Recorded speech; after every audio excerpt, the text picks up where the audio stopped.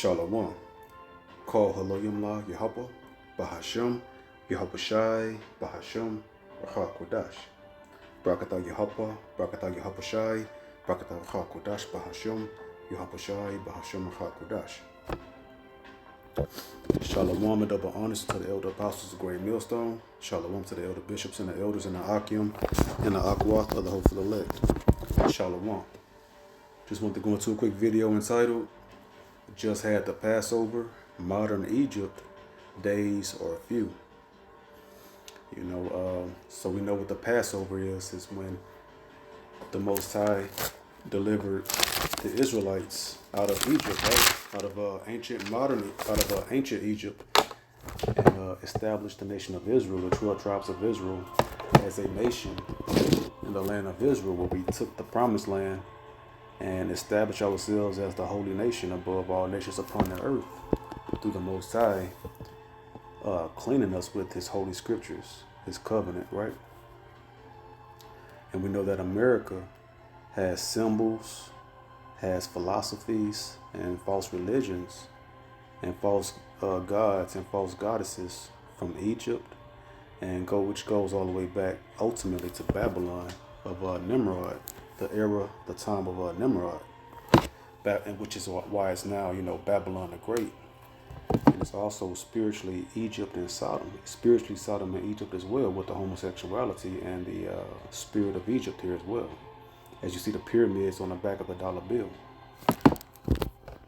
So we just had the Passover tonight, just at sunset, just made the full 24 hours from even to even from the Passover, where we, had the lamb, the unleavened bread, and the wine. And now we have and immediately after that meal begins the 7 days of the Feast of Unleavened Bread for 7 consecutive days.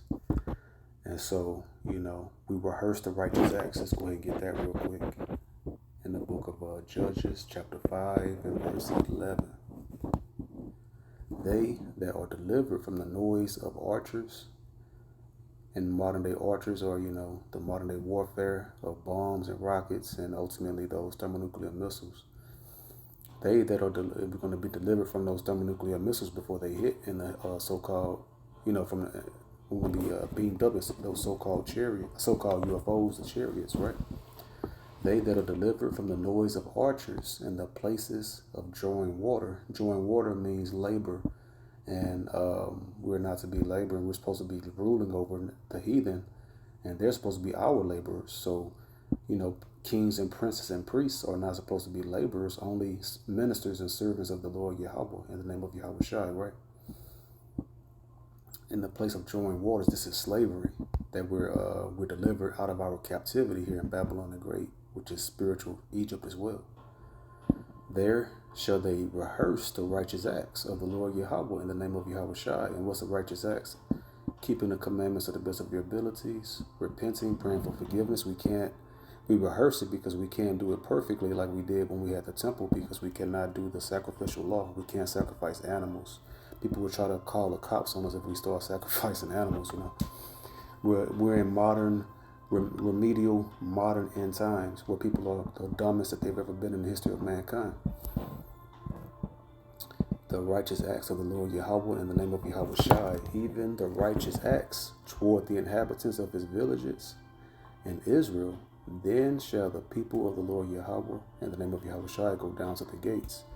And when you read Revelations 21 and 12, I believe, it speaks about those gates, in the kingdom of heaven, there's 12 gates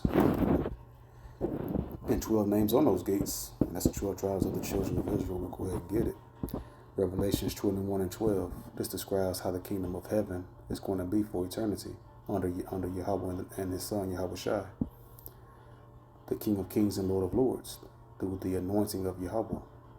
So verse 12, and had a wall great and high, and had 12 gates, and at the 12 gates, 12 angels, and the names written thereon, which are the names of the 12 tribes of the children of Israel. So you see, the kingdom of heaven has 12 gates, and inside of those 12 gates are the 12 tribes of the nation of Israel with their names on those gates and their proper lot, an inheritance as we did before. When we left and when Joshua, when Moses led us majority of the way, and then Joshua finished the journey, and we went through the process of every tribe receiving their allotment of of their parcel of land that they would inherit, right? Each tribe and each bloodline, each father household, each man's household. So we'll go to Revelations chapter 11 and verse 8. And their dead bodies shall lie in the street of the great city. So dead bodies going into spiritually dead, the walking dead, are the Israelites, spiritually dead, walking, but they're not spiritually alive, because it's the spirit that quickeneth. The spirit of the Lord was away from us. The Most High removed the spirit from us because we were wicked and we went off. And so we walking around, we living, but not a living soul, but just a living body. And the truth wasn't in us. The Holy Spirit didn't quicken us and wasn't dwelling within us in the name of Yahweh. So our people are dead. Hosea 4 and 6, our people are destroyed for a lack of knowledge. They're following after Satan and the philosophies of Babylon the Great. And their dead bodies shall lie in the street of the great city, which spiritually is called Sodom and Egypt. So why is Sodom in there too? Because it's homosexuality is runs rampant through this place, right? And Egypt, the definition for that is bondage, because this is our land of our captivity. And when you read Exodus chapter 20 verse 2, it shows you what Egypt means. We'll get that here for edification purposes. Where also our Lord Yahweh was crucified. How? Because you have the white, so-called white image of the so-called white man. Cesare Borgia is who that image is. That's a whole other lesson. Goes back to the first original Roman crime family during the Renaissance period when they came out the caves, and they created that image. I believe it was one of those Renaissance painters. Who was it? Michelangelo or somebody painted that image, I believe. And I hear that that was his lover as well, through that spiritual Sodom, right? Filthy, degenerate cave beasts. So the Lord Yahushua image was crucified here in spiritual Sodom in Egypt. Spiritual, it's over here in America because of a false image. So I said, what did I say? What verse I said I was going to get? Let's see. I can't remember which verse. It wasn't on my list, but in the spirit it came to me. But as I broke that down, I forget that spirit. Forget that precept. But it's okay. We can continue on here. Revelation, 13, verse 9. If any man have an ear, let him hear. He that leadeth into captivity shall go into captivity.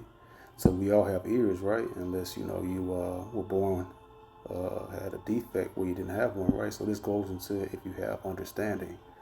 Understand this. Verse 10.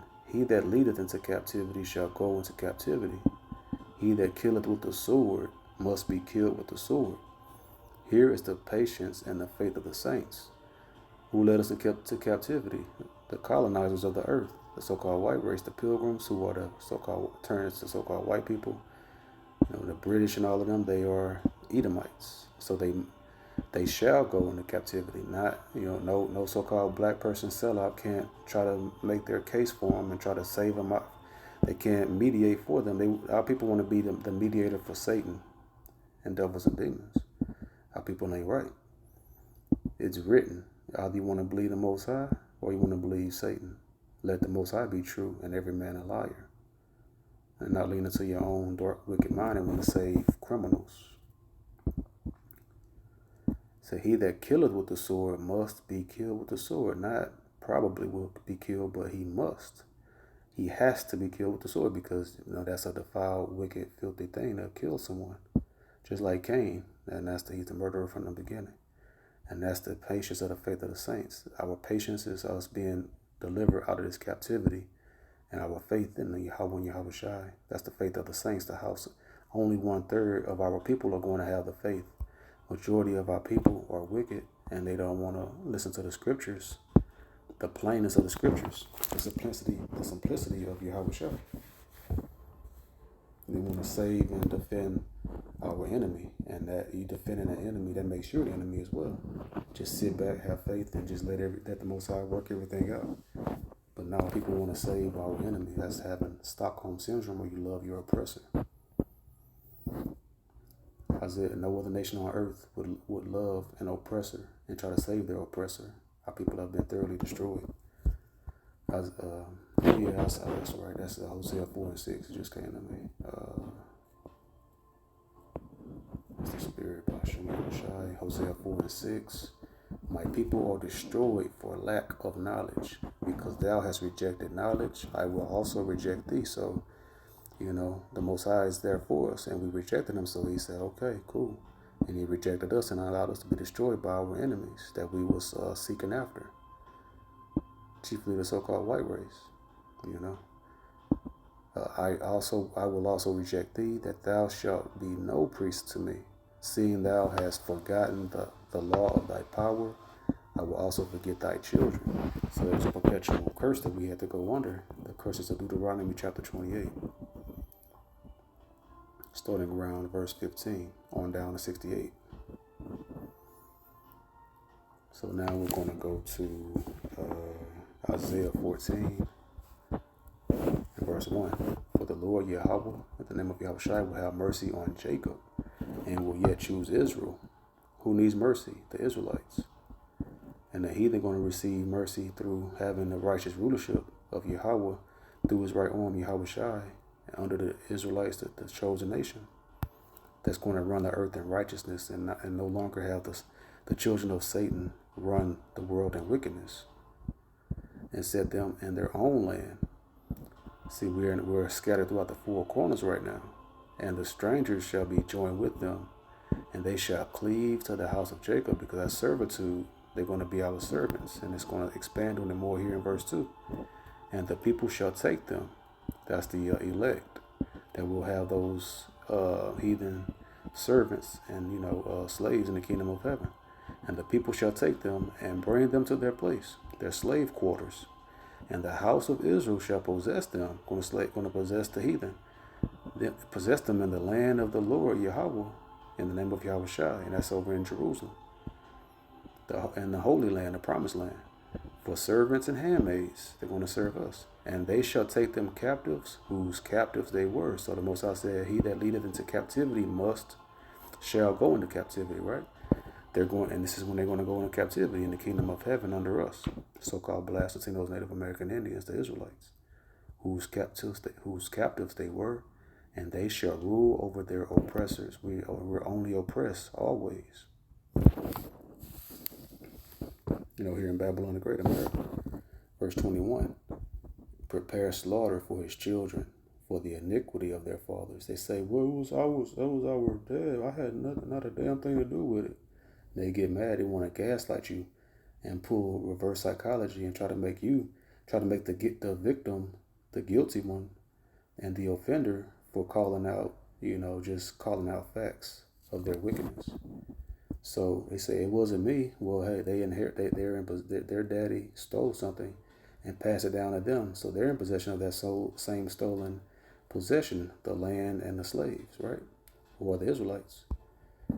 So they must pay up and have that snatched out their hand and be judged for it.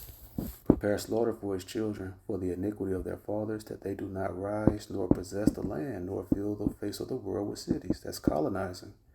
They're no longer going to colonize the earth anymore. So they'll never colonize the earth again. And that's peace and a sigh of relief, because it's nothing but madness and heavy stress and strain under the cave beast. Anyone that wants to stay in this, the head isn't on too tight. Let's see, Sirach or Ecclesiasticus 41 and verse 5. The children of sinners are abominable children. See, they're abominable children. These so-called white people you're saying, they're the children of sinners. They're abominable. That's why they love pork, shrimp, crab, lobster, every unclean thing, every unclean meat, every unclean spiritual meat, false religion. The more ignorant you are, the more they love you because they're abominable children. The children of sinners are abominable children, and they that are conversant in the dwelling of the ungodly. See, that's all they speak about, nothing but ungodly, wicked things. Second Ezra, chapter 15 and verse 5.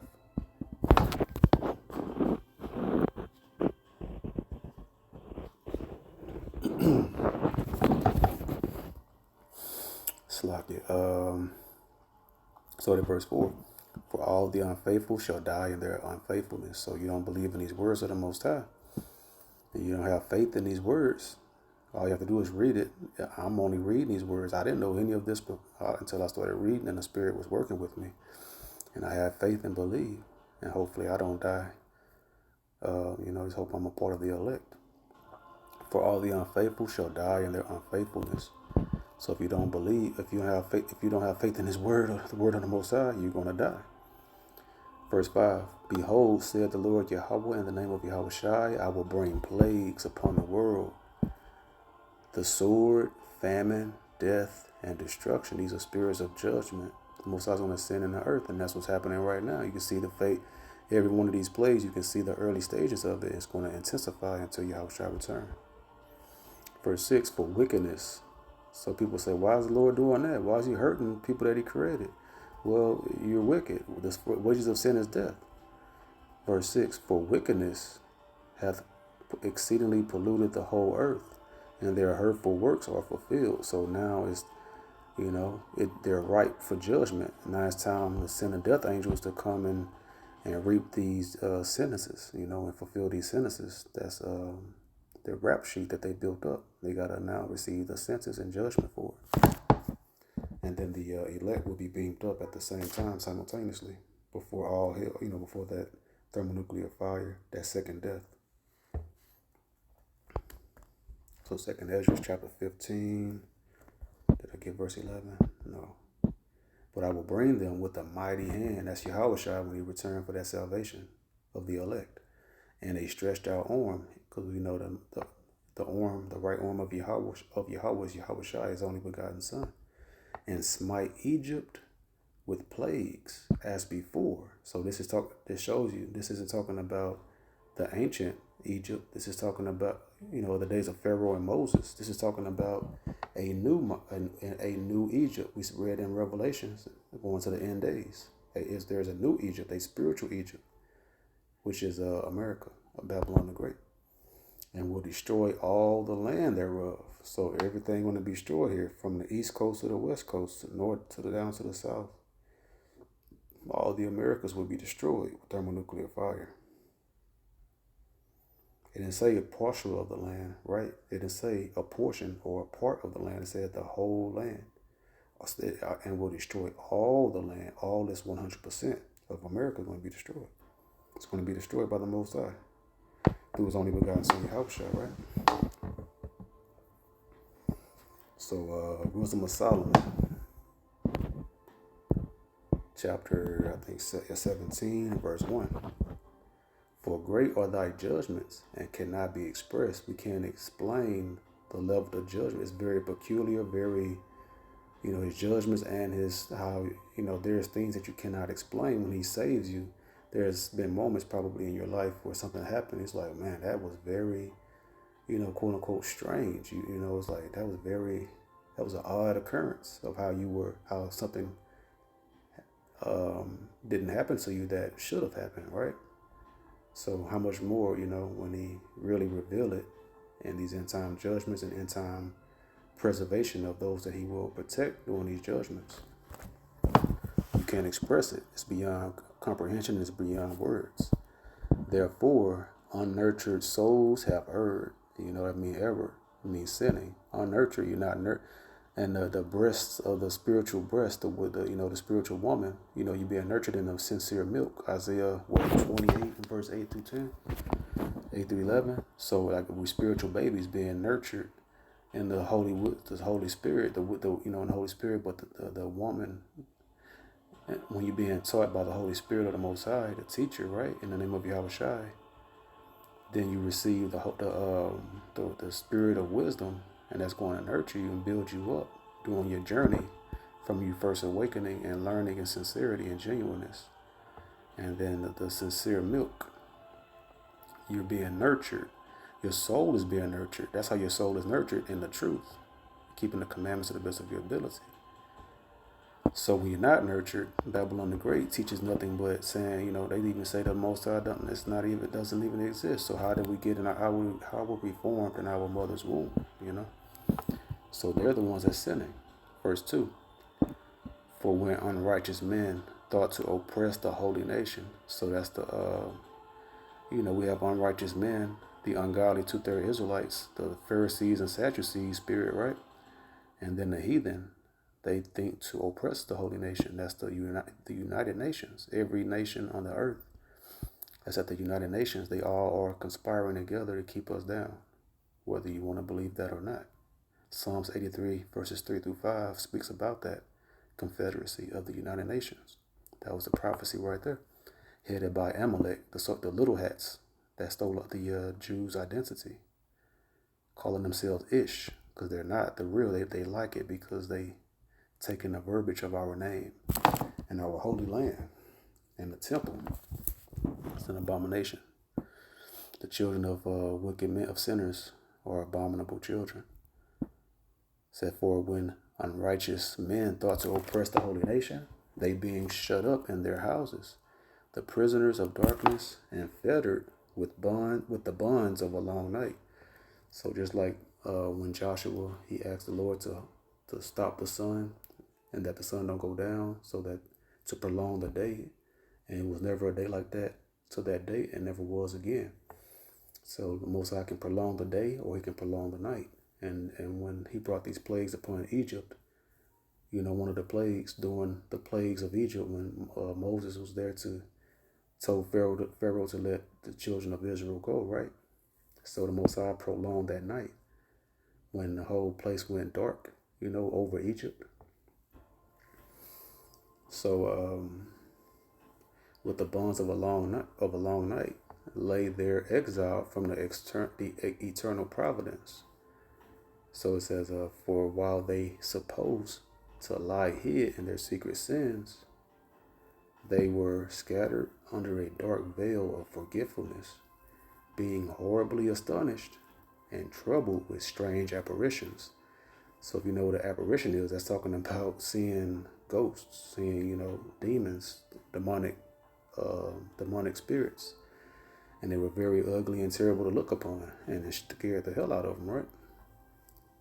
So this goes into a little bit more detailed account of what happened during that dark time, when the Most High brought that darkness, that dark veil over Egypt, and had them spend a night in darkness, right? That was one of the plagues of Egypt, and that's going to come back again, and those of the elect will be preserved through that. Because they talk about this EMP, electromagnetic pulse, that the enemies of America can shut down all the electricity, shut down the power grid, and send America into darkness. And that's a possibility, and that more than likely will occur, because the Most High said, what? The plagues of Egypt as before. I'm going to bring plagues upon Egypt as before, as we read in 2nd Ezra, I believe, 15 and 11. So it says, and then they're going to get scared. It's going to be, the Most High going to reveal his a trove, a treasure chest of judgments and frightening, terrible plagues, to scare the people. He's the king of terrors. We'll get that a little later. It says, verse 4, for neither might the corner that held them keep them from fear. So, people was hiding in their houses. They back, you put your back up against the wall and slide across the wall to the corner and kneel down in terror, thinking that, you got your back covered. You're trying to deal with the thick darkness that you can't, that's cast over you, and seeing demonic spirits, apparitions. The Most High, nothing to, is to be the Most High is to be greatly feared. Let's see. For neither might the corner that held them keep them from fear, but noises as of waters falling down sounded about them. So the Most High the Most High simulated noises of a very terrible waterfall falling in front of them, right, and all around them, and it's scaring the hell out of them. Just think if you're in your house and you all of a sudden, you hear thunderous waterfall sound right there in front of you or around you. That'll scare the hell out of you, and then you in complete darkness, you can't see. It's a very scary scene. Let's see. But noises as of waters falling down sounded about them, and sad visions appeared unto them with heavy countenances. See, that's terrible. Sad vision means very ugly, disturbing visions appeared unto them with heavy countenance. So it's a very strong, ugly image of a demon, right? So, it's just, help the Most High, pray the Most High have mercy upon you to keep you from those types of horrifying, plagues. Verse 5, no power of the fire might give them light. So, when you strike a match, or strike a match, or strike a lighter, that's the power of the fire. So the darkness was so dark till if you strike a match, or if you strike a lighter, they couldn't see the fire or the light. That's how heavy and dark. That was like a spiritual darkness. They couldn't see anything. They were trying to turn on. Just imagine trying to grab a hold to the light source, turning on a flashlight, the brightest flashlight you can find. You won't be able to see it. They couldn't see it, because they didn't have flashlights then. But if it happened now, you won't be. That person will not be. Those people will not be able to see light. They can't strike. The darkness supersedes the strength of anything in this realm. The Most High sent a different darkness, a spiritual darkness to plague them for a night. No power of the fire might give them light, neither could the bright flames of the stars endure to lighten that horrible night. So, that's what's going to happen upon a lot of people in modern day Egypt. Let's see, is that all for that? Let's see, verse 6. Only there appeared unto them a fire kindled of itself. So the Most High brought a different kind of fire, very dreadful. So it's a fire that we know, it's a fire the Most High has reserved that that we haven't seen. And very horrible, a frightening fire. For being much terrified, they thought the things which they saw to be worse than the sight they saw not.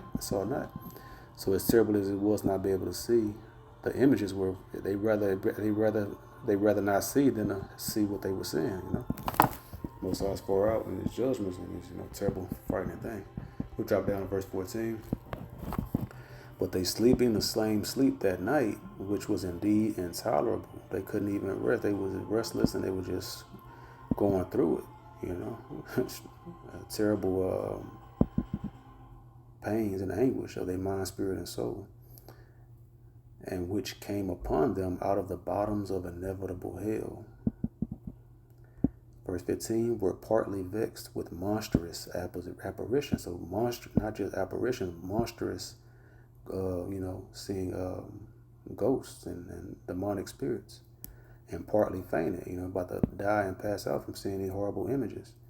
Their heart failing them, for a sudden fear and not looked for came upon them. And there's this thing called a jump scare, where you watching a video and all of a sudden, instantly, like the Exorcist demon girl pop up on your screen, scare the crap out you, So the Most High was doing jump scares way back, thousands of years ago. The Most High started jump scares, So that's basically what that is. And Most High jump scare you, make a horrible, horrific, ugly, demonic image flash before you instantly, like wham, scare the hell out you, and even could kill you. If the Most High not, want you to die from it, from that image, for a sudden fear. Their heart failing them for a sudden fear and not looked for came upon them. See verse 15. That's that jump scare. Man, Most High, for out, he'll do you bad if you want to, if you are slated for punishment. Okay, so Luke 21 and 26.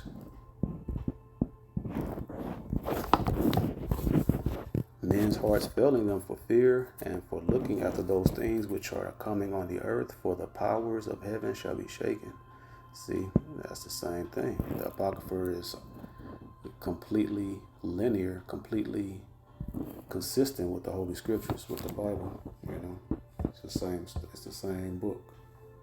The serpent, the enemy, tried to hide it, and we'll receive judgment for that. It's going right back to Wisdom of Solomon 17 and verse 18. Whether it were a whistling wind or a melodious noise of birds among the spreading branches, or a pleasing fall of water running violently. That's what we read. That it's all kind of plays the Most High bringing. Verse 19, or a terrible sound of stones cast down. He's thinking about massive stones crashing and coming down. That would be a horrible sound. Or a running that could not be seen of skipping beasts. So you hear the sounds, you hear it, but you don't see anything. Like, a bunch of wildebeests, hundreds going across the glades of, Africa, and how they go running and migrating, just hearing all those beasts. Like in that cartoon movie, The Lion King, when they were galloping and running, before Scar killed Mufasa, right? But, like it's intense, the intensity of all those wildebeests running. That's what they were hearing, surrounding them inside their home and inside that darkness and that terrible plague of Egypt that night. That plague of darkness of Egypt. Or a pleasing fall of water running violently. Let's see. Okay, yeah, let's see. Verse 19, I'm tripping. Or a terrible sound of stones cast down, or a running that could not be seen of skipping beasts, or a roaring voice of the most savage wild beasts, like a lion, the most intense creatures, roaring really loudly inside your house, and it's probably deafening to hear it. Or a rebounding echo from the hollow mountains. If you yell, hello, hello, it's coming back, hearing sounds echoing, bouncing off the walls, hitting you, as this complete horror. These things made them to swoon for fear. You looking, every time you hear a noise, your head snap this way, your head snap that way, you drop down, see a horrible apparition of demonic vision. It's just, that's just for a whole night, and an extended night. The Most High stretched the time and made them suffer even longer than the average typical 12 hours, of a night, or however 8 hours of a night. That was extremely horrible to think about. For the whole world, and people have died from it. For the whole world shine with clear light, and none were hindered in their labor. So while Egypt was suffering in that darkness, the Egyptians were suffering in that darkness, the light was shining all around them. Outside of it, the Most High had a pocket of darkness over the Egyptians. Verse 21, over them only was spread in heavy night. See, only over the Egyptians. So if the Most High has you slated for protection and preservation, whatever's happening, 100 fall at your left side, 1,000 at your right side, right? But it shall not come near you, if the Most High have you reserved for comfort and to be protected during His judgments. So only those Egyptians were suffering that darkness and all those different plagues in that darkness. And everyone else outside of it, the Israelites and other surrounding heathen nations, they wasn't suffering that darkness like the Egyptians. So that's what's going to happen to a lot of American so-called white people during that time, when that judgment come, when that plague come again. Verse 21, over them only was spread in heavy night, and an image of that darkness, which should afterward receive them, but yet were they unto themselves more grievous than the darkness. So all of those, all of that hell they was catching within that thick darkness, which they could not light anything to brighten up that darkness. That was work. That was those plagues were worse than that, even in that darkness. That's how horrible it was. Because the Most High, is infinitely creative with His judgments and His salvation as well. So Job, chapter 18 and verse 14. His confidence shall be rooted out of his tabernacle. We see a lot of these Americans, so-called white people, their confidence, they made America their rest. They trusted in the king of Babylon and Pharaoh of Egypt, right? And now their confidence is being shaken. No one ain't realizing that this is the end days, and that they wondering. They saying, is this how Rome fell? And they saying this is, and they saying also this is how Rome fell. And they putting the parallels together. Ancient Rome, this is modern day Rome. The glory of all either evil, wicked kingdoms, heathen kingdoms in the history of mankind. Babylon the great confusion, the city of great confusion, America. And it shall bring him to the king of terrors. See, after they get, most are going to shake their confidence and uproot them out of their comfort zone, break down the economy. Everything gonna go to the apocalyptic times, and it's gonna bring them to the king of terrors, Yahweh, in the name of Yahweh Shah. In James 5:4. Behold, the hire of the laborers who have reaped down your fields. And we know that, especially, so-called Mexicans, right?